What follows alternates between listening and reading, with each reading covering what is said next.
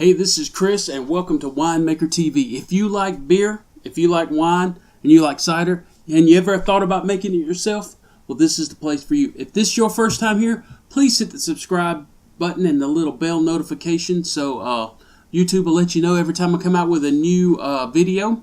And today we'll be making pineapple wine, so stay tuned. Today we'll be making a pineapple wine. This is another quick and easy a wine to make for you beginners out there, and I'll quickly go over what you'll need to get to make this wine today. I have a gallon of this Libby's all natural 100% pineapple juice. Got a gallon of that.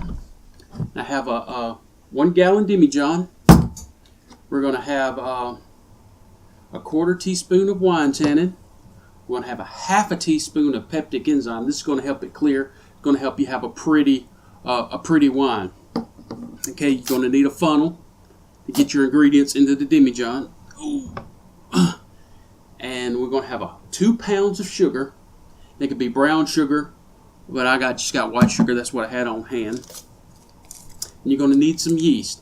I'm using today a Red Star Premier Cuvée. That's what one of my go-to yeasts. So let's get started. We're going to start off by going to add our sugar, or we're going to add our dry ingredients to our demijohn. And we'll start with the sugar since that's the largest ingredient we got. So you're going to add your 2 pounds of sugar. Like I said earlier, it could be brown sugar, it could be white sugar. I think brown sugar will give it a good taste, but I use what I got right now. Come on. Sometimes it gets stuck in the funnel. There we go.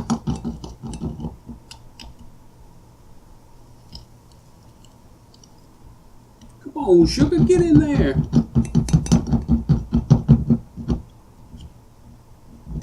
Well, we're going to add the rest of this sugar, and then we'll be right back. We've got our sugar added. Now let's add the rest of our dry ingredients.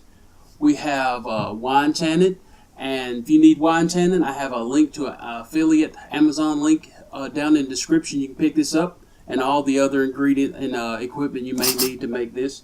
So we're going to add a 1/4 teaspoon of wine tannin. So we got our sanitized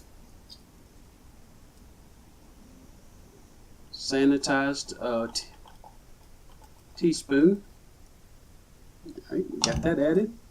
We're going to need, as a 1/4 teaspoon of wine tannin, we're going to need a 1/2 teaspoon of peptic enzyme. That's to help it clear.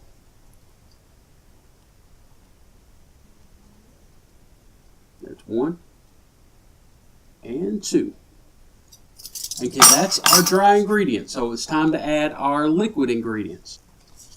Shake it up, get some air into it. Oxygen. Your yeast needs a little bit of oxygen to get going. So let's add the rest of this pineapple juice to it.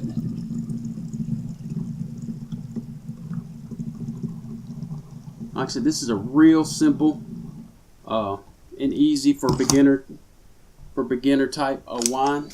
Most fruit wines are real simple and easy to make, and they're real tasty too.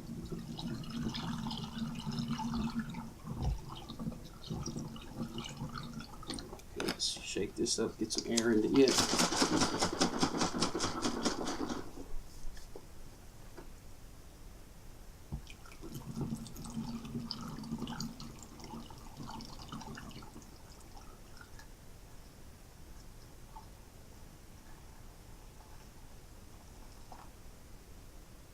Foamed up on me a little bit, but that's okay. That'll settle out. Alright, we're going to incorporate this now. Put the top on it. We got to get all the sugar off the bottom. Get it incorporated. So we're going to continue this, and we'll be right back. And if you're in a pinch and don't have an airlock, that's fine. You can use a balloon. And I've been in a pinch before and used a balloon. It's just fine. This should start fermenting in a day or two and take about 7 to 10 days to finish fermenting. Then you can, if you want to, transfer it over to a secondary if it's still a little cloudy, to clear it.